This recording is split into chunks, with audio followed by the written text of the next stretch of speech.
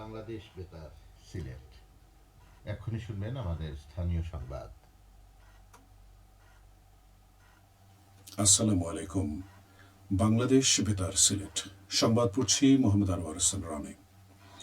মৌলভীবাজারে এমপিওভুক্ত বেসরকারি শিক্ষা প্রতিষ্ঠানের 595 জন শিক্ষক ও কর্মচারী অবসর ও কল্যাণ ট্রাস্টের অর্থ পাচ্ছেন। আজ এই কার্যক্রমের উদ্বোধন করেন প্রধানমন্ত্রী তারেক রহমান।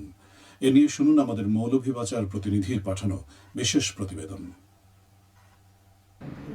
মৌলভীবাজারে এমপিওভুক্ত বেসরকারি শিক্ষা প্রতিষ্ঠানের 595 জন শিক্ষক ও কর্মচারী অবসর ও কল্যাণ ট্রাস্টের অর্থ পাচ্ছেন।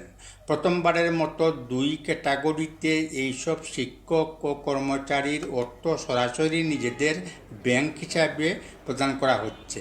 আজ শনিবার দুপুরে রাজধানীর উসমানী স্মৃতি মিলনায়তনে প্রধান অতিথি হিসাবে উপস্থিত থেকে এই কার্যক্রমের উদ্বোধন করেন প্রধানমন্ত্রী তারেক রহমান। এ উপলক্ষে মৌলভীবাজার জেলা প্রশাসনের আয়োজনে জেলা প্রশাসক তৌহিদুজ্জামান পাবেলের সভাপতিত্বে জেলা প্রশাসন সভাকক্ষে ভিডিও কনফারেন্সের মাধ্যমে সংযোগ স্থাপন করা হয়। এ সময় জেলা প্রশাসন ও শিক্ষা অধিদপ্তরের ঊর্ধ্বতন কর্মকর্তা, বিএনপি সহ বিভিন্ন রাজনৈতিক দলের নেতৃবর্গ, সাংবাদিক, সুবিধাভোগী শিক্ষক ও কর্মচারীরা উপস্থিত ছিলেন। রমাপদ ভট্টাচার্য, শঙ্কর, বাংলাদেশ বেতার, মৌলভীবাজার। সাবেক প্রধানমন্ত্রী দেশনেত্রী মরহুমা বেগম খালেদা জিয়ার 82তম জন্মদিন আজ। 1945 সালের এই দিনে দিনাজপুর জেলায় ইস্কান্দার মজুমদার ও তৈয়বা মজুমদারের ঘরে জন্মগ্রহণ করেন বেগম খালেদা জিয়া।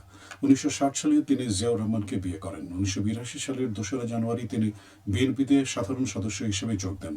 1983 সালের মার্চে তিনি ভাইস চেয়ারম্যান এবং 1984 সালের অগাস্টে দলের চেয়ারপারসন নির্বাচিত হন। বেগম খালেদা জিয়া দেশের রাজনীতিতে একটি অনন্য রেকর্ডের অধিকারী। 1991 থেকে 2001 সালের সাধারণ নির্বাচনে তিনি 5টি পৃথক আসন থেকে নির্বাচিত হন।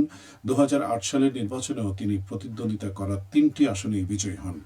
সাবেক প্রধানমন্ত্রীর জন্মদিন উপলক্ষে দলের পক্ষ থেকে নানা কর্মসূচি গ্রহণ করা হয়েছে। এদিকে জন্মদিন উপলক্ষে মিলাদ ও দোয়া মাহফিল অনুষ্ঠিত হয়েছে মৌলভীবাজারে। কেন্দ্রীয় কর্মসূচির অংশ হিসেবে আজ বিএনপি জেলা কার্যালয়ে অনুষ্ঠিত উক্ত মাহফিলে সভাপতিত্ব করেন জেলা বিএনপির আহ্বায়ক ফয়জুল করিম ময়ূন। এতে বিএনপি ও অঙ্গ সংগঠনের 2 শতাধিক নেতাকর্মী উপস্থিত ছিলেন। জেলা বিএনপি এর আয়োজন করে। এছাড়া জোহরের নামাজের পর হযরত শাহ সৈয়দ শাহ মুস্তাফা রহমতুল্লাহি আলাইহির মাজার মসজিদ সহ জেলার সকল মসজিদে বিশেষ দোয়া ও মোনাজাত অনুষ্ঠিত হয়। অপরদিকে এ উপলক্ষে আজ জেলা শহরের লোকনাথ সেবাশ্রমে বিশেষ প্রার্থনা সভার আয়োজন করা হয়। এতে শতাধিক নারী পুরুষ অংশ নেন। হিন্দু, বৌদ্ধ, খ্রিস্টান কল্যাণ ফ্রন্ট এর আয়োজন করে। সুনামগঞ্জের শান্তিগঞ্জে আগামীকাল রোববার থেকে শুরু হচ্ছে জাতীয় মৎস্য সপ্তাহ 2026। এ উপলক্ষে উপজেলা প্রশাসন ও মৎস্য দপ্তরের উদ্যোগে 3 দিনব্যাপী বিভিন্ন কর্মসূচি গ্রহণ করা হয়েছে। কর্মসূচির প্রথম দিনে উপজেলা পরিষদের সম্মেলন কক্ষে আলোচনা সভা, ব্যানার ও ফেস্টুন সহ র্যালি, উদ্বোধনী অনুষ্ঠান ও মাছের পোনা অবমুক্তকরণ করা হবে। অনুষ্ঠানে প্রধান অতিথি হিসেবে উপস্থিত থাকবেন সংসদ সদস্য মোহাম্মদ কয়সর আহমেদ। সোমবার কুতুবপুর কুমারডাইল মৎস্যজীবী সমবায় সমিতিতে উন্মুক্ত জলাশয়ের মৎস্য সম্পদ সংরক্ষণ ও বৃদ্ধির বিষয়ে মতবিনিময় সভা অনুষ্ঠিত হবে। এছাড়া মঙ্গলবার উপজেলা পরিষদের সম্মেলন কক্ষে রচনা প্রতিযোগিতা, পুরস্কার বিতরণ ও সমাপনী অনুষ্ঠানের মধ্য দিয়ে শেষ হবে কর্মসূচি। সুনামগঞ্জ বিজ্ঞান ও প্রযুক্তি বিশ্ববিদ্যালয়ের শিক্ষার্থীদের যাতায়াত সুবিধার জন্য একটি বাস উপহার দিয়েছে পূবালী ব্যাংক পিএলসি। শুক্রবার আনুষ্ঠানিকভাবে বাসটি বিশ্ববিদ্যালয় কর্তৃপক্ষের কাছে হস্তান্তর করেন ব্যাংক কর্তৃপক্ষ। এ নিয়ে শুনুন আমাদের সুনামগঞ্জ প্রতিনিধির পাঠানো আরেকটি বিশেষ প্রতিবেদন।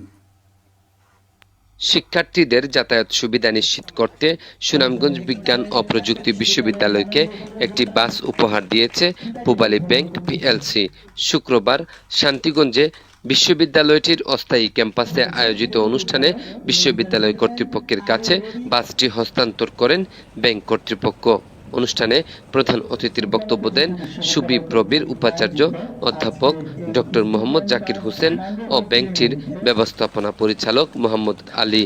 এ সময় সুবিপ্রবির উপাচার্য অধ্যাপক ডক্টর মোহাম্মদ জাহাঙ্গীর সরকার সহ বিশ্ববিদ্যালয় ও পূবালী ব্যাংকের কর্মকর্তারা উপস্থিত ছিলেন।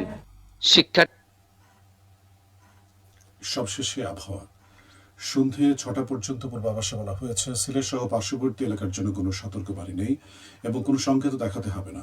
আজ সিলেটে সূর্যোদয় হয়েছে 5টা 27 মিনিটে এবং অস্ত যাবে 6টা 28 মিনিটে। সংবাদ শেষ হলো। পরবর্তী স্থানীয় সংবাদ প্রচারিত হবে সন্ধ্যে 7টায়।